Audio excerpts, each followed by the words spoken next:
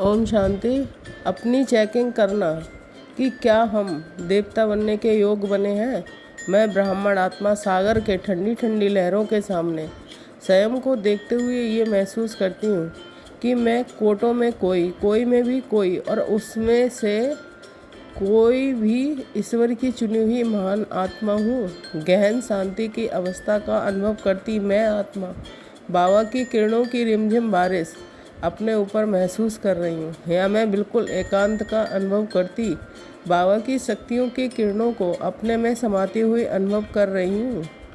मैं आत्मा पूरी तरह से ईश्वरीय मस्ती में झूमती हुई स्वयं से ही पूछती हूँ कि मुझ में दैवी गुण कहाँ तक आए हैं। क्या मेरे मन में सभी के लिए शुभ भावना शुभकामना रहती है। मैं सभी को जगमगाती हुई आत्मा के रूप में देखती हूँ। सभी को देखते हुए मुझे ये एक ही बात याद रहती है कि सभी बाबा के रूहानी बच्चे हैं, पवित्र आत्माएं हैं।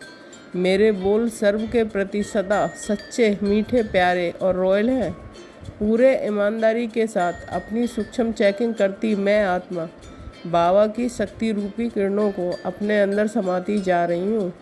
मैं अपने भोजन से संबंधित आदतों को भी देखती हूँ कि मेरा भोजन पूरी तरह से सात्विक, साधारण, अनासक्त है। योगियों का भोजन है, क्योंकि भोजन का प्रभाव हमारे योग की अवस्था पर पड़ता है। तो क्या सही मायने में मेरा भोजन सात्विक है? इसके साथ ही ये भी देखती हूँ कि मुझे कोई व्यसन तो नहीं है, क्योंकि देवताएं किसी भी प्रकार के व्यसन नहीं करते। पूरी ईमानदारी से मैं अपनी महीन चेकिंग करती जा रही हूँ। अब मैं अपने कर्मों को देखती हूँ। क्या मेरे कर्म सदा ईश्वरीय सेवा के निमित्त हैं? लौकिक कार्यों में भी क्या अलौकिकता की वृत्ति समाई हुई रहती है?